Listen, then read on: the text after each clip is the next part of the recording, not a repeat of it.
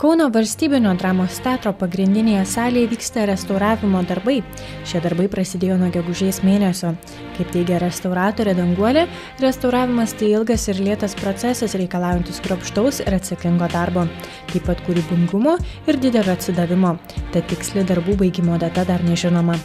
Mes pradėjom nuo vestibiulio ir tenai sutvarkėm visas tas eglutės tokias, jos buvo labai jau sunykusios, sudruskuotos ir taip toliau. Šiame darbe neskaičiuojamas laikas, nes kai dirbi su meile ir užsidegimu, ar tai būtų bažnyčios, ar teismo rūmų, ar dvarų, ar teatro restauravimas, šis darbas tampa tavo gyvenimo būdu.